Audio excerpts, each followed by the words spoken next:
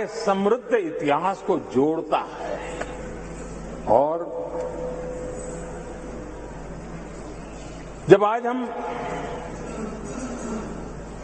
नए सदन में प्रवेश कर रहे हैं, संसदीय लोकतंत्र का जब ये नया गृह प्रवेश हो रहा है, तो यहां पर आजादी की पहली किरण का साक्षी जो आने वाली पीढ़ियों को भी प्रेरणा देने वाला है, वैसा पवित्र सेंगोल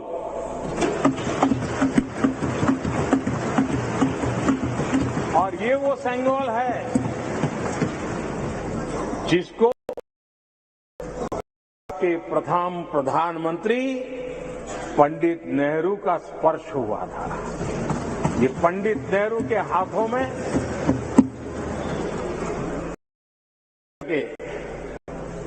आजादी के पर्व का प्रारंभ हुआ था और इसलिए एक बहुत महत्वपूर्ण अतीत को उसके साथ ये सेंगोल हमें जोड़ता है।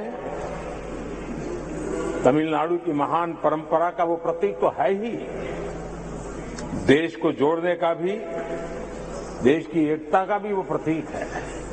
और हम सभी माननीय सांसदों को हमेशा जो पवित्र सेंगोल पंडित नेहरू के हाथ में शोभा देता था, वो आज हम सबकी प्रेरणा का कारण बन रहा है। इससे बड़ा गर्व क्या हो सकता है। आदरणीय अध्यक्ष जी,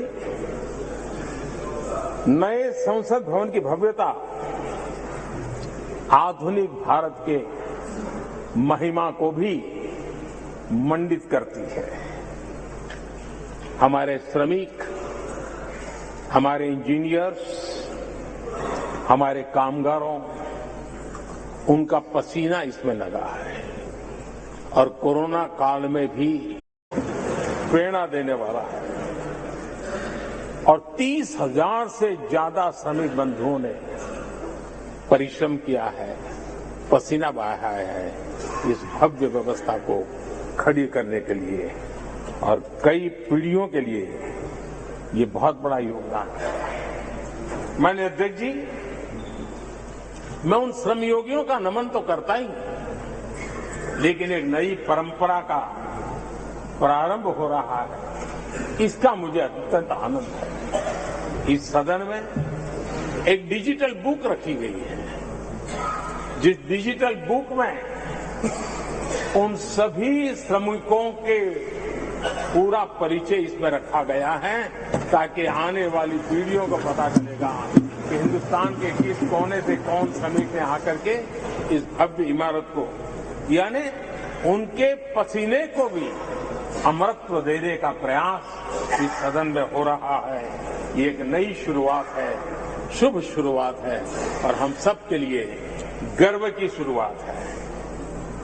मैं इस अवसर पर 140 करोड़ देशवासियों की तरफ से, मैं इस अवसर पर लोकतंत्र की महान परंपरा की तरफ से हमारे इन श्रमिकों का अभिनंदन करता हूं। आदरणीय अध्यक्ष जी, हमारे यहां कहा जाता है, यद भावो तद भवति, और इसलिए हमारा भाव जैसा होता है वैसे ही कुछ घटित होता है।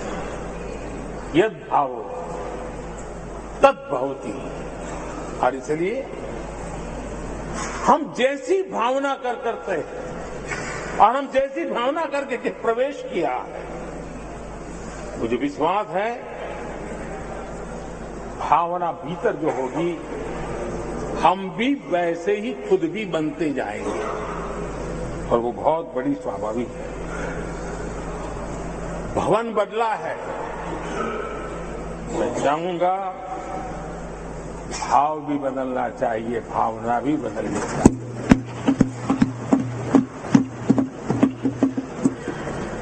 संसद राष्ट्र सेवा का सर्वोच्च स्थान है। ये संसद दलहित के लिए नहीं है। हमारे संविधान निर्माताओं ने इतनी पवित्र संस्था का निर्माण दल हित के लिए नहीं, सिर्फ और सिर्फ देश हित के लिए किया।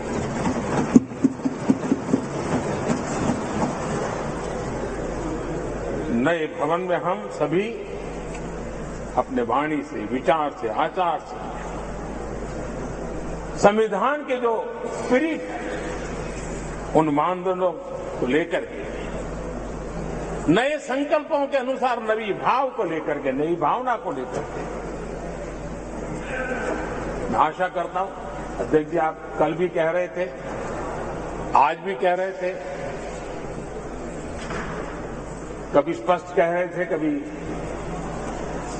थोड़ा लपेट कर भी कह रहे थे, हम सांसदों के व्यवहार के संबंध में मैं मेरी तरफ से आपको आश्वासन देता हूं कि हमारा पूरा प्रयास रहेगा और मैं चाहूंगा कि सदन के नेता के नाते हम सभी सांसद आपकी आशा अपेक्षा में खरे उतरें, हम अनुशासन का पालन करें। देश हमें देखता है, आप जैसा दिशा निर्देश करें। लेकिन माननीय अध्यक्ष जी, अभी चुनाव तो दूर है और जितना समय हमारे पास बचा है इस पार्लियामेंट के,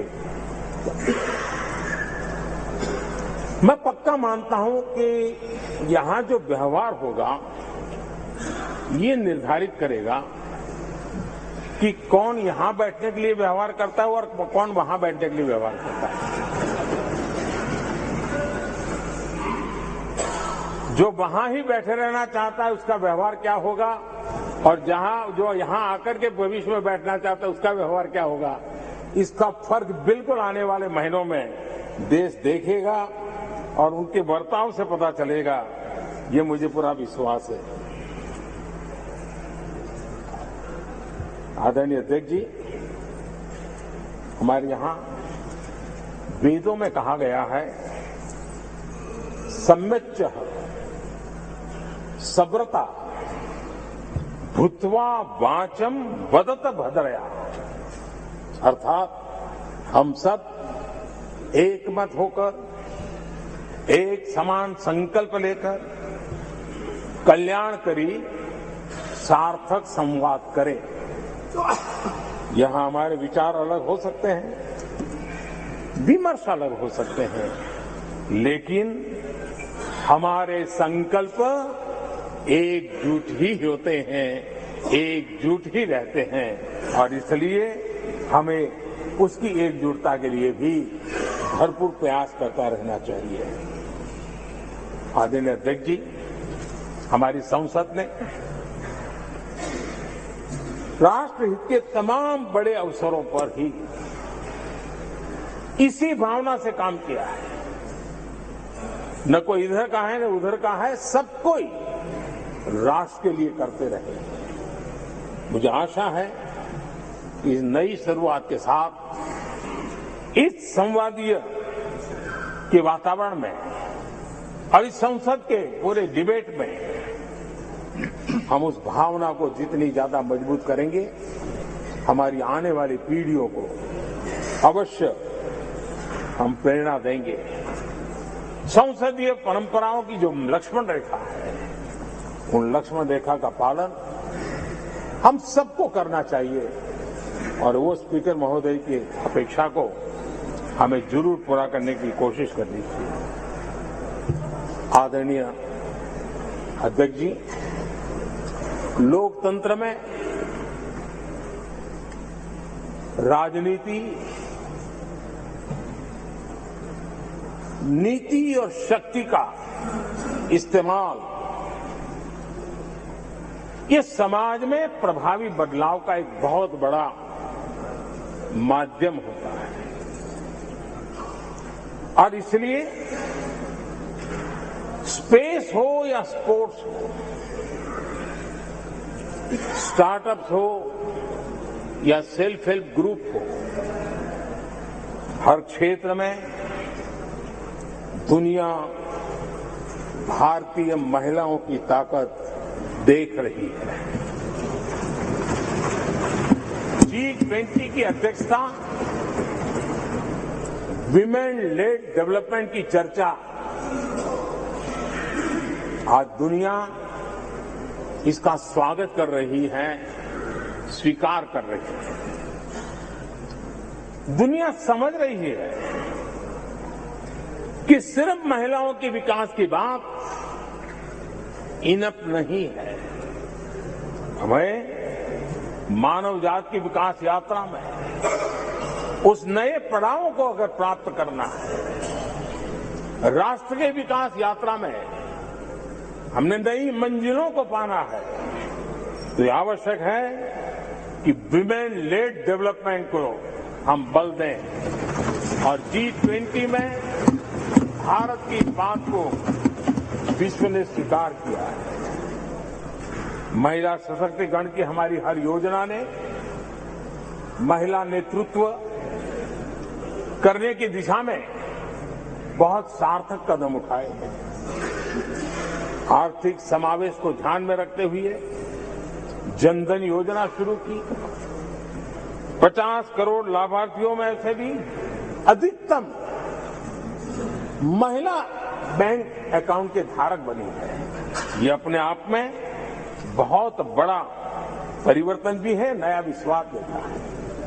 जब मुद्रा योजना रखी, ये देश गर्व कर सकता है कि उसमें बिना बैंक गारंटी 10 लाख रुपए की लोन देने की योजना और उसका लाभ पूरे देश में सबसे ज्यादा महिलाओं ने उठाया। महिला एंटरप्रेन्योर का एक पूरा वातावरण देश में नजर आया।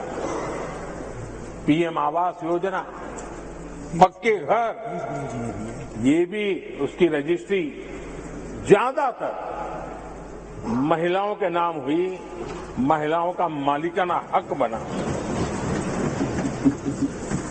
आदरणीय अध्यक्ष जी, हर देश की विकास यात्रा में ऐसे माइलस्टोन आते हैं जब वो गर्व से कहता है कि आज के दिन हम सब ने नया इतिहास रचा है। ऐसे कुल पल जीवन में प्राप्त होते हैं। और आदरणीय अध्यक्ष जी, नए सदन के प्रथम सत्र के प्रथम भाषण में मैं बड़े विश्वास और गर्व से कह रहा हूं कि आज की ये पल, आज का ये दिवस, संवत्सरी हो, गणेश चतुर्थी हो, उससे भी आशीर्वाद प्राप्त कर समय है।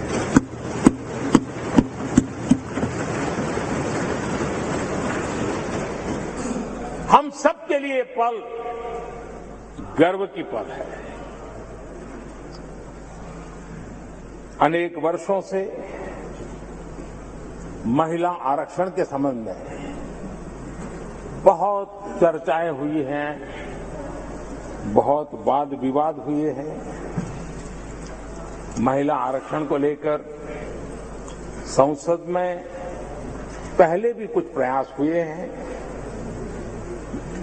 1996 में इससे जुड़ा बिल पहली बार पेश हुआ था। अटल जी के कार्यकाल में कई बार महिला आरक्षण का बिल पेश किया गया, कई बार, लेकिन उसे पार कराने के लिए आंकड़े नहीं जुटा पाए और उसके कारण वो सपना अधूरा रह गया। महिलाओं को अधिकार देने का, महिलाओं की शक्ति का उपयोग करने का वो काम, शायद ईश्वर ने ऐसे कई पवित्र काम के लिए मुझे चुना है।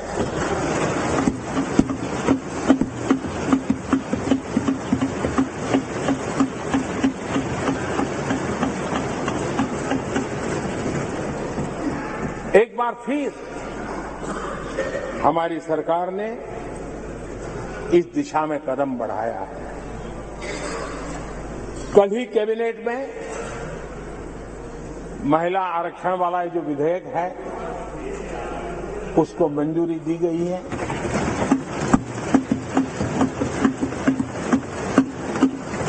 आज 19 सितंबर की ये तारीख इसीलिए इतिहास में अमरत्व को प्राप्त करने जा रहे हैं। आज जब महिलाएं हर सेक्टर में तेजी से आगे बढ़ रही हैं, नेतृत्व कर रही है, तो बहुत आवश्यक है कि नीति निर्धारण में, पॉलिसी मेकिंग में हमारी माताएं, बहनें, हमारी नारी शक्ति अधिकतम योगदान दें, ज्यादा से ज्यादा योगदान दें। योगदान ही नहीं, वे महत्वपूर्ण भूमिका निभाएं। आज इस ऐतिहासिक मौके पर नए संसद भवन में सदन की पहली कार्यवाही के रूप में, उस कार्यवाही के अवसर पर देश के इस नए बदलाव का आह्वान किया है और देश की नारी शक्ति के लिए सभी सांसद मिलकर के नए प्रवेश द्वार खोल दें। इसका आरंभ हम इस महत्वपूर्ण निर्णय से करने जा रहे हैं। विमेन लेड डेवलपमेंट के अपने संकल्प को आगे बढ़ाते हुए हमारी सरकार आज एक प्रमुख संविधान संशोधन विधेयक प्रस्तुत कर रही है। इस विधेयक का लक्ष्य लोकसभा और विधानसभाओं में महिलाओं की भागीदारी का विस्तार करने का है। नारी शक्ति वंदन अधिनियम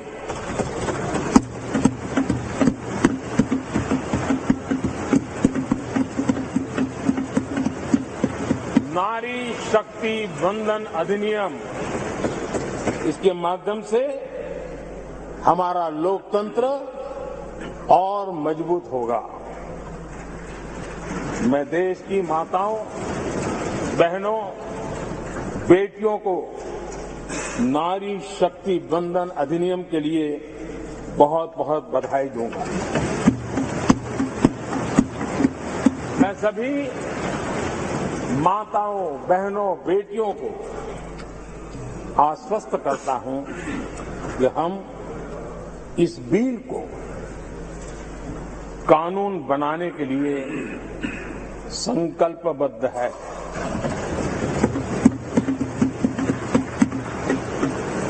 मैं इस सदन में सभी साथियों से आग्रहपूर्वक निवेदन करता हूं, आग्रह भी करता हूं, और जब एक पावन शुरुआत हो रही है, पावक विचार हमारे सामने आया है, तो सर्वसम्मति से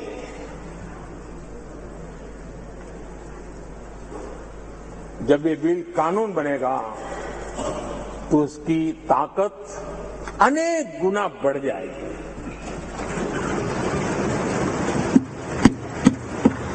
और इसलिए मैं सभी माननीय सांसदों से, दोनों सदन के सभी माननीय सांसदों से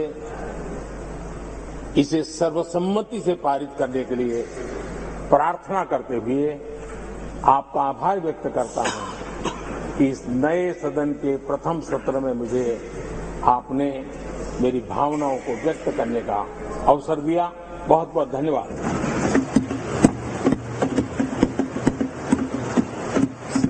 अधीर रंजन चौधरी जी।